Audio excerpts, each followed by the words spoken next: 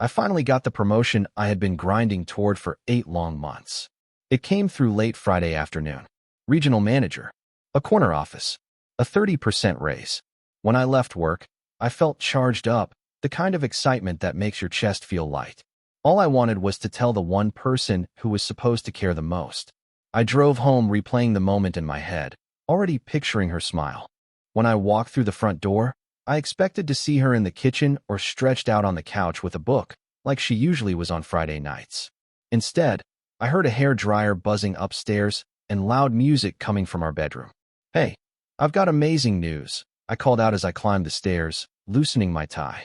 She was standing in front of the bathroom mirror with a curling iron in one hand and her phone in the other. A black dress was laid out neatly on the bed. A pair of high heels I had never seen before sat by the dresser. "I got the promotion," I said, leaning against the doorframe. She glanced at me through the mirror for maybe half a second. "That's nice," she said. "Can you grab my clutch from the closet?" "The silver one." "That's nice." 8 months of 60-hour work weeks. Missed dinners. Weekend client calls. And all I got was, "That's nice." I stayed where I was. "Where are you going?" I asked. She set the curling iron down and finally turned toward me. "Company party. I told you about it last week. You weren't listening." I would have remembered something like that, especially something that clearly required this much effort. The dress was new. The shoes were new. Even her makeup looked different. Darker. Sharper. "So what time do we need to leave?" I asked. She picked up her phone and started typing. "It's not really your crowd. And you hate these work events." That wasn't true. I had gone to 2 of her work functions in 3 years. Both times she spent the whole night talking shop while I stood around smiling at strangers. But I never said I hated them. "I think it could be fun," I said. "Especially tonight." She sighed and looked at me like I had just suggested something ridiculous. "Fine. Wear the Navy suit. And don't be weird." Don't be weird. The way she said it stuck with me while I got dressed. Like I was some awkward relative she needed to supervise. The party was at a fancy hotel downtown. Soft jazz music, cocktails, people laughing a little too loudly while holding their drinks at chest level. The kind of place where everyone is networking even when they pretend not to be. In the first hour, she introduced me to exactly 3 people. "This is my husband," she would say, and then immediately turn the conversation toward work, shutting me out completely. I watched her move through the room, touching arms, laughing, taking selfies. She looked confident and magnetic. I stood near the bar, watching my wife of 4 years act like someone I barely recognized. She was giving everyone else the attention I thought used to belong to me. "You look like you could use another drink," a voice said behind me. I turned around and saw a blonde woman in a red dress, probably in her mid-30s. She had a knowing smile, like she already understood what kind of night I was having. "I'm good," I said, lifting my still full glass. "I'm Amanda," she said. "I work with your wife in marketing." She stepped closer, close enough that I could smell her perfume. "You must be the mysterious husband we never see." "Mysterious," I repeated. "That's one way to put it." "She talks about me?" Amanda smiled wider. "Oh, she talks about you," she said. Then she glanced across the room where my wife was laughing with 2 guys from sales. "Mostly about how busy you are. How work always comes first. How you 2 barely cross paths anymore. Like ships passing each other." Ships passing each other. So my marriage had become a topic of office conversation. "Well," I said, taking a slow sip of my drink, "tonight I'm not busy at all." Amanda leaned against the bar and looked at me in a way that definitely crossed a line for casual conversation. "No," she said quietly. "Tonight, you're not." I looked across the room and saw my wife staring at us. For the first time all evening, she was really looking at me. Her eyes moved from my face to Amanda, then back again. Something flashed across her expression. I could not tell if it was surprise, annoyance, or something else. Then she turned away like nothing happened. Amanda noticed too. "That's interesting," she said softly, stepping even closer. "Very interesting." She ordered another round without asking me. She had a way of taking control that felt familiar. It reminded me of how my wife used to be when we first met. Confident, direct, fully present. "So," Amanda said, turning her full attention to me, "tell me about this promotion. Your wife mentioned you have been working nonstop." "Regional manager," I said. "I just found out today." Her eyebrows shot up. "And you're here instead of celebrating?" she said. "That's either very loyal or very foolish." I laughed before I could stop myself. Still deciding, I said. Well, she replied, raising her glass. Congratulations. She lifted her glass and tapped it gently against mine. To men who actually get things done, she said. There was a sharp edge to it, like she was drawing a line between me and someone else. I knew exactly who. We ended up talking for the next 20 minutes. Real talking, not polite filler. She asked questions and actually listened to the answers. She remembered things I said earlier. She laughed at my jokes, twice, the real kind of laugh. After spending most of the night feeling invisible, it felt strange being treated like I mattered. You know, Lauren said, scanning the room. I used to be married to a guy who ignored me at parties too. Used to be. Divorce was the best decision I ever made, she added, taking a long drink. Some people do not understand what they have until it walks away. I was about to respond when someone slammed into my back hard enough to slosh my drink over the rim. Oh, sorry, my wife said. She did not look at me. Her eyes were locked on Lauren, and the look on her face was one I had never seen before. Lauren, my wife said tightly. I did not know you two had met. Your husband is very charming, Lauren said smoothly. We were just having a great conversation about ambition and feeling appreciated. I saw my wife's fingers tighten around her wine glass. That's nice, she said through clenched teeth. Honey, can I talk to you for a second? Actually, Lauren said before I could answer. I was just about to borrow him for a dance. She glanced toward the small dance floor. They are playing something slow, and I hate dancing alone. She did not wait for approval. She took my hand and pulled me along. A few couples were swaying to a slow jazz song I did not recognize. Lauren slipped her arms around my neck. Is this a smart idea? I asked quietly. Probably not, she said, pulling me closer. But your wife has been staring at us for 5 minutes, and she looks absolutely miserable. I looked over her shoulder. My wife was standing exactly where we left her, frozen in place, watching us with a mix of shock and anger. She is not used to sharing attention, Lauren whispered, her breath warm near my ear. Especially yours. How do you know all this? I asked. Lauren leaned back, just enough to look me in the eyes. Because she talks about you constantly, she said. About how you work too much. About how you barely talk anymore. About how she feels invisible. She paused. She is not even sure you still find her attractive. The music slowed even more. Lauren moved closer, close enough that anyone watching would assume we were more than dance partners. The funny thing, she whispered, her lips barely inches from my ear, is that I do not think you ignore her. I felt her hand slide to the back of my neck, her fingers brushing my hair. I think she got comfortable being the one who stopped trying. Then she said it loud enough for people nearby to hear. You're mine tonight. The words hit me hard, not because they were wrong to say, but because of how sure they sounded. I looked over Lauren's shoulder again. My wife was moving now, cutting through the crowd with purpose. The kind of walk that meant something ugly was coming. Lauren felt me stiffen and smiled. Here she comes, she murmured. Right on time. This is going to cause problems, I said. Good, Lauren replied. Problems wake people up. My wife reached the edge of the dance floor just as the song ended. Her face was flushed. I could not tell if it was from wine or anger. The song is over, she said loudly. Lauren slowly released me, but did not step away. You're right, she said calmly. Thank you for the dance. She looked straight at my wife. He is a wonderful dancer, she added. Among other things, I imagine. The silence that followed felt heavy. We should go, my wife said to me. Her eyes never left Lauren. Should we? I asked. I was honestly enjoying myself. Something crossed my wife's face. Panic. Real panic. She stood there waiting for me to follow her like I always did. I did not move. Actually, I said, I think I am going to get another drink first. Lauren's smile said everything. Great idea, she said. I will join you. We walked back to the bar together, leaving my wife standing alone at the edge of the dance floor. I could feel her watching us. For the first time in months, I did not care. 2 whiskeys, Lauren told the bartender. Make them doubles. I do not drink whiskey, I said. Trust me, she replied. You are going to need it.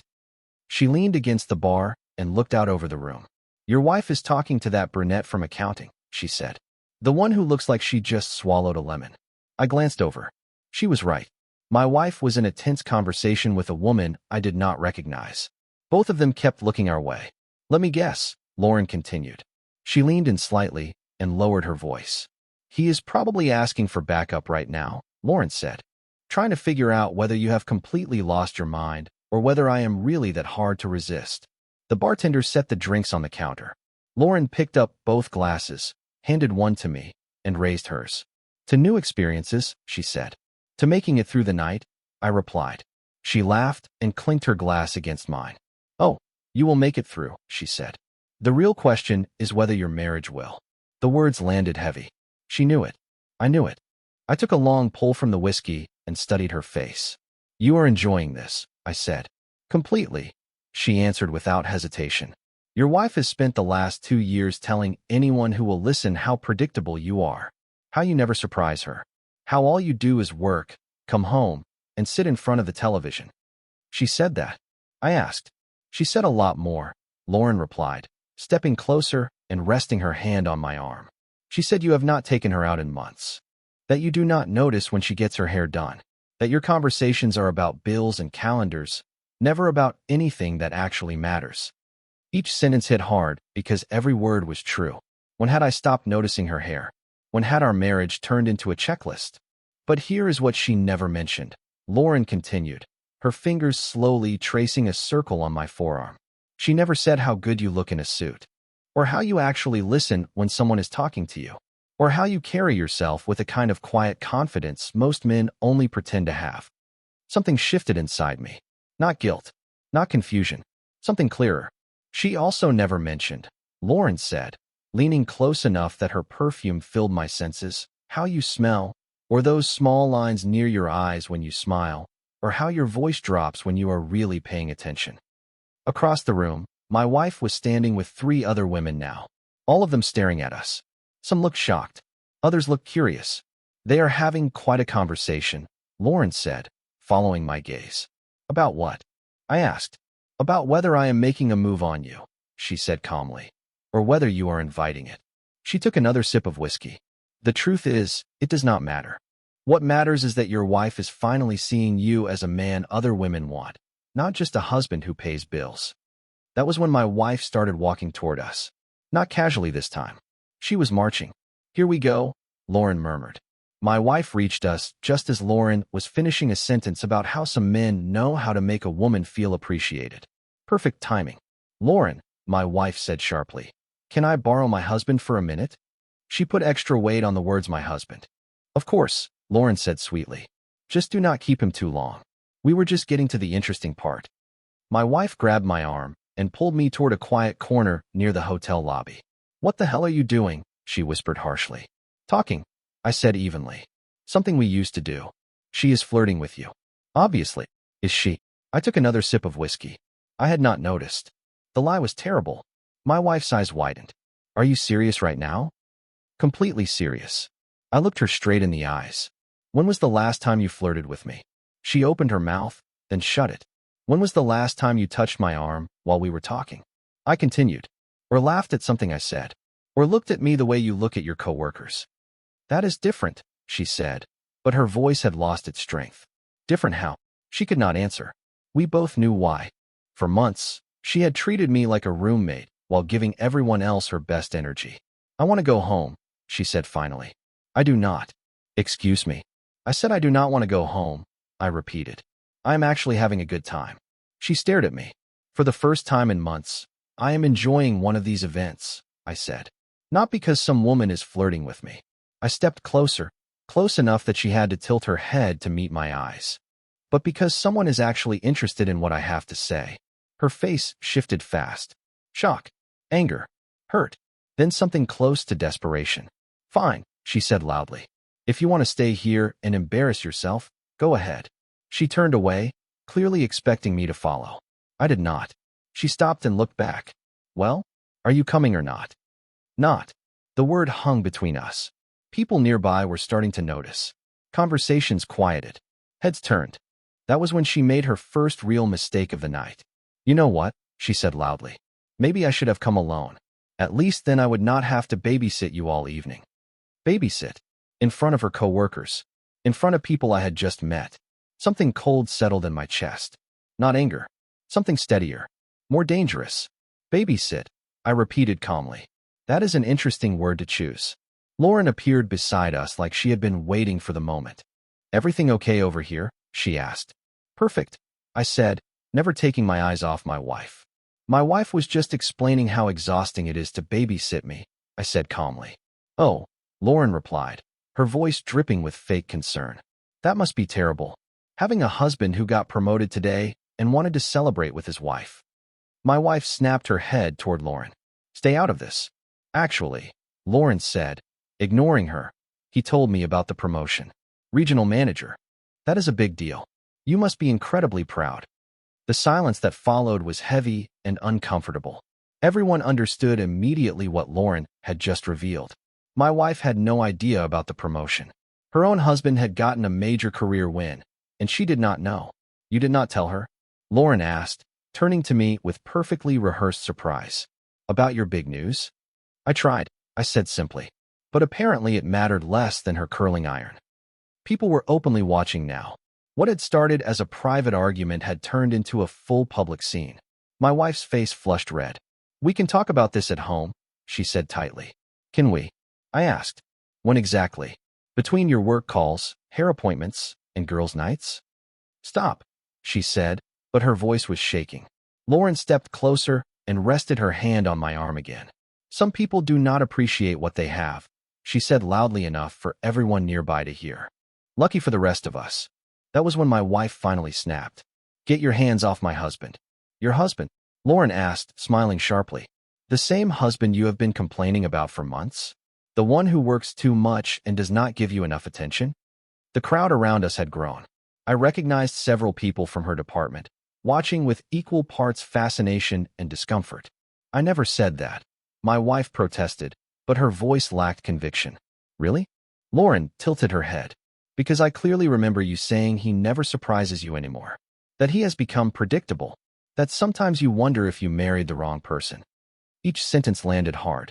Not because Lauren was exaggerating, but because she was not. My wife looked around at the faces staring back at her, realizing her private words were no longer private. "That is not what I meant," she stammered. "Oh, but you did mean it," I said, cutting through her words. "The real question is whether you meant for everyone here to know." "This is ridiculous," she said, backing away now, trying to escape the circle that had formed around us. "What is ridiculous?" I said, following her. "Is watching you flirt with every man in this room while treating me like an embarrassment." I was not flirting with anyone. "Really?" I turned to the crowd. "Quick question. Who here saw my wife flirting with the guys from sales?" Hands went up. First 3, then 5, then more. My wife looked like she wanted the floor to open and swallow her. "And how many of you have heard her complain about her boring husband who does not appreciate her?" More hands. Awkward shifting. Someone even laughed. Lauren stepped closer to me, her body language saying exactly what words did not need to. "Well," she said, her voice carrying across the now silent room, "I find him absolutely fascinating." My wife looked from Lauren, to me, to the sea of faces watching our marriage fall apart in real time. "I want to leave," she whispered. "Now." "Then go," I said calmly. "I am staying." "You cannot be serious." I pulled my phone from my pocket and handed it to Lauren. "Would you mind putting your number in here?" I asked. I would hate to lose touch. Lauren smiled like she had just won something. "My pleasure." The sound of her typing was the only noise in the room. When she handed my phone back, her fingers lingered against mine. "Text me," she said softly. "Anytime."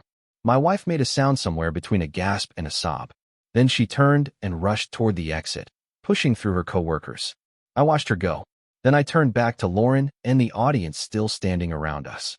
"Well," I said, lifting my whiskey glass, "this turned out to be a much better party than I expected." I stayed another hour. Not because I was having the time of my life, but because leaving immediately would have looked like I was chasing after her. And I was not. Lauren introduced me to several people who apparently knew more about my wife's thoughts on our marriage than I did. Interesting conversations.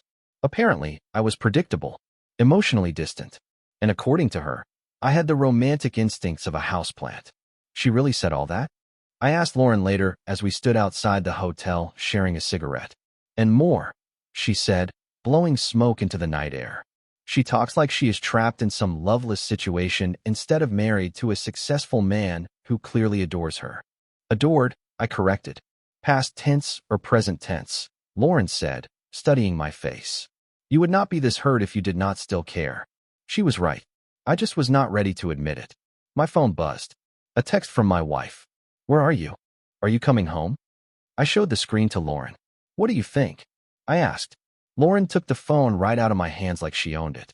I think, she said, she needs to learn what uncertainty feels like. Her thumbs moved fast.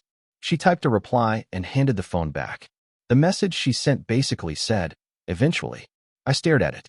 That is cruel, I said. That is strategic, Lauren replied.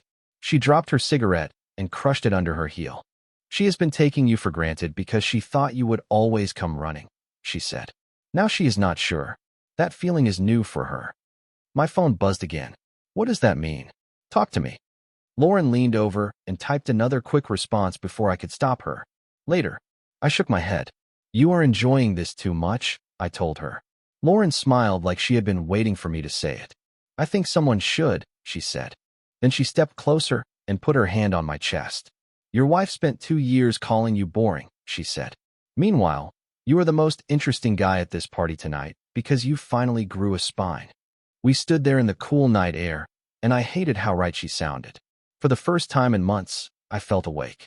Alert. Like I was actually standing inside my own life instead of watching it go by. I should go home, I said. Should you? Lauren asked. She reached up and straightened my tie, slow and deliberate. Or should you let her sit with it a little longer? My phone buzzed again. Please call me. I am worried. This time I typed the reply myself. Do not be. I am fine. The drive home took 20 minutes. 20 minutes to replay everything that happened. 20 minutes to decide who I was going to be when I walked through my own front door. When I got there, I found her sitting on the couch in the dark. She was still in that black dress. Her makeup was smeared, like she had been crying hard. Where were you? She demanded before I even shut the door. At the party, I said. You know, the one you left me at. I did not leave you, she shot back. You chose to stay. I did choose to stay, I said. I stayed to talk to people who actually find me interesting. I hung my jacket over the chair and loosened my tie. It is amazing how that works. She stood up and wrapped her arms around herself like she was cold. Can we talk about this? She asked. Talk about what? I said. Talk about how you said I never surprise you, or how you told people you wonder if you married the wrong person, or how you have been sharing private details of our marriage with your coworkers. Lauren was lying, she said quickly. Was she? I asked. I pulled out my phone and scrolled, slow enough for her to see what I was doing. I have her number now, I said. I could call and ask for specifics. I did not have to say it like a threat. It landed like one anyway. My wife's face went pale. You got her number? She asked. She offered it, I said, very enthusiastically. I sat down in the chair across from the couch, leaving space between us on purpose. She is interesting, I added. Attentive. Listens when I talk. My wife stared at me. You are trying to hurt me, she said. No, I replied calmly. I am trying to understand something. Help me out. When did I become the enemy? She sat back down and pulled a throw pillow into her lap like armor. You are not the enemy, she whispered. Then why do you talk about me like I am? I asked. Because according to Lauren, and apparently half your office, I am a workaholic who ignores you and fails to appreciate the amazing woman I married. I was venting, she said. Everybody vents about their spouse sometimes. Venting is saying I leave dishes in the sink, I said. What you did was character assassination. My phone buzzed again. A text from Lauren. How is the homecoming going? I read it and let a small smile pull at my mouth, just enough for my wife to notice. Who is that? She asked sharply. Lauren, I said, checking to make sure I got home safely. Her jaw tightened. Delete her number. The demand just hung there between us. Direct. Desperate. The kind of order that would have worked on the old version of me. No, I said. Excuse me. I said no, I repeated. I am not deleting anything. I am not apologizing for talking to an attractive woman who enjoys my company, and I am not pretending tonight did not happen. She stared at me like I had turned into a stranger. What has gotten into you? She asked. Clarity, I said. I stood up and started toward the stairs. I am going to bed. We are not done talking, she called after me. I stopped at the bottom step and looked back. Actually, we are, I said. We are done talking until you decide whether you want to be married to me, or whether you just want to complain about being married to me. That is not fair, she said. Fair, I repeated, and I let out a short laugh with no humor in it. Fair would have been you asking about my promotion. Fair would have been you introducing me tonight, instead of acting like I was a problem to manage. Fair would have been keeping our private life private. I started up the stairs, then paused and turned back again. And just so we are clear, I said, the next time you ignore me at a party, do not act surprised when someone else decides to pay attention. I woke up Saturday morning to the smell of bacon and coffee. A real breakfast, not the usual grab-and-go nonsense. When I came downstairs, she was at the stove wearing the blue dress I bought her for our anniversary. The one she always said was too fancy for an ordinary day. Good morning, she said. Her voice was careful, controlled, like she was walking across thin ice. I poured myself coffee and sat down while she set a plate in front of me. I made your favorite, she said. Eggs Benedict. She had not made Eggs Benedict in well over a year. Thanks, I said, taking a sip of coffee. What is the occasion? She gave me a careful smile. Do I need an occasion to make breakfast for my husband? You can make breakfast for your husband, I said. You just usually do not. The words came out sharper than I meant, but I did not take them back. She needed to sit with the truth for a minute. My phone buzzed on the counter. A text from Lauren. Good morning, handsome. Did you sleep well? My wife's eyes flicked to the phone and then back to me. Are you going to answer that? She asked. Probably, I said. I picked up the phone and typed back, plain and simple. Good morning. Thanks for last night. My wife's voice rose. What are you doing? Having a conversation, I said. You know, the thing people do when they enjoy each other's company. She turned off the stove and faced me fully. I know I messed up last night, she said. I know I have been distant lately, but this is not the way to handle it. I took another sip of coffee and looked at her. What would you suggest? I asked. More couples therapy? More promises to do better? More talks about how we need to communicate better? She opened her mouth, but I kept going. We already tried that, I said. 6 months of therapy where you nodded, agreed, and said you would try. Then you went right back to treating me like background noise. She carried the food to the table on the good plates. The nice china we saved for holidays. Everything about the morning felt staged, like she was putting on a performance. I want to fix this, she said, sitting across from me. Fix what? I asked. Our marriage, she said quickly. Us. I stared at her. There is no us, I said. There is you living your life and me funding it. My phone buzzed again. This time, I answered right away and made no effort to hide the screen when I set it back down. My wife watched it happen. She is persistent, my wife said. She is interested, I said. There is a difference. For the next hour, my wife tried everything. She asked about my job. She complimented my haircut. She suggested we plan a weekend getaway. All the attention I had been begging for suddenly showed up the second she felt threatened. Finally, she slammed her fork down. This is ridiculous, she said. You are punishing me because some woman flirted with you at a party. I am not punishing you, I said. I am just not pretending anymore. Pretending what? Pretending this marriage is working, I said. Pretending you respect me. Pretending you see me as anything other than a reliable paycheck with decent health insurance. Her eyes filled up and she started crying. Real tears. Not the kind she used when she wanted to win an argument. This was different. I do love you, she said. I know I have not been showing it, but I do. Love is not enough anymore, I said. I need respect. I need to feel like you actually enjoy being around me. I do enjoy being around you, she said, wiping at her face. When? I asked. When was the last time you laughed at something I said? When was the last time you asked about my day and actually listened to the answer? When was the last time you looked at me the way you looked at those guys from sales last night? She could not answer, because we both knew. My phone rang. Lauren, again. Do not answer, my wife pleaded. I looked at her tear-streaked face. Then I looked at the phone. Why not? I asked. Because you are my husband. Then act like I am your husband, I said. Not your roommate. Not your financial advisor. Not your convenient +1 when you need one. I answered. Good morning, Lauren. Good morning, she said brightly.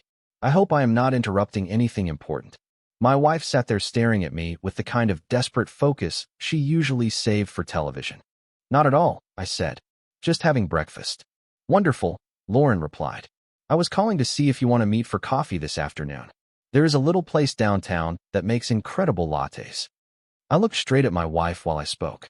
I would love to, I said. Perfect, Lauren replied. 2 o'clock at Grind Coffee on 5th Street. Sounds good, I said. I am looking forward to continuing our conversation from last night, she added. Then the call ended. I set the phone down on the table between us. My wife's voice was barely a whisper. A coffee date? Apparently, I said. You cannot be serious. Completely serious, I told her. You wanted me to be less predictable. Congratulations. She stood up so fast her chair scraped the floor. If you walk out that door to meet her, do not bother coming back. I stood up too, calm as ever, and finished my coffee. Ultimatums do not work on me anymore, I said. If you want me to stay, give me a reason that does not involve threats or guilt. I am your wife, she said, like that alone should do it. Then be my wife, I said. Do not just claim the title. I headed toward the front door and grabbed my keys from the hook. Where are you going? She asked. It is only 10 o'clock in the morning, I said. Maybe I will stop by the office and clean out my old desk. Maybe I will go look at apartments. Maybe I will just drive around and think about what I want my life to look like. Apartments? She repeated, like she could not believe the word. Well, I said, you did tell me not to come back. Panic hit her face instantly. I did not mean that, she said. Sure you did, I replied. You just did not think I would call your bluff. I opened the door, then paused and looked back at her. Here is what you need to understand, I said. The man who would have begged for your attention, who would have apologized for your mistakes, who would have accepted scraps of affection and called it love, he is gone. She stared at me, breathing hard. What you are dealing with now, I continued, is someone who finally knows his worth. And what is that supposed to mean? She asked. I smiled, but there was no warmth in it. It means the next move is yours, I said. Choose wisely.